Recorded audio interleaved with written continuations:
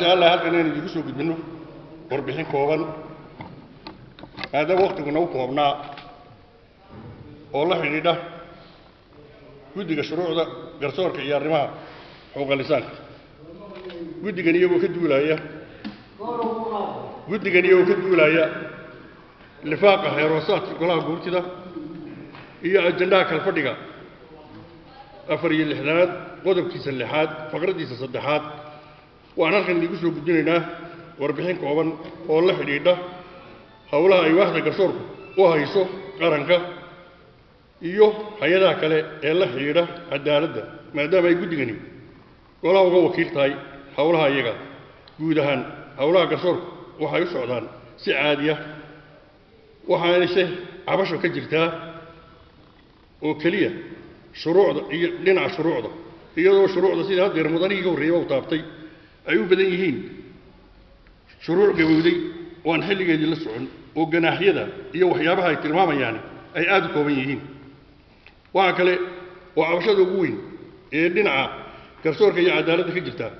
ay u badan yihiin uguna culus waa xabsiyada weyn magaalada Hargeysa hal xabsi bay leedahay xabsiga ay 450 qof ayuu qaadaa baa la yidhi markii hore markii aan dib loo bedelin wuxuu qaadi jiray 900 iyo dheeraad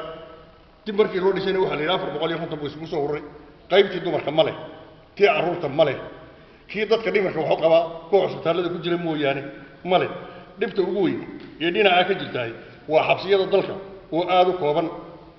inkastoo waqtigu nagu koobnaa waxaa la sheegayaa in saldhigyada booliska ay ku jiraan dad xukuman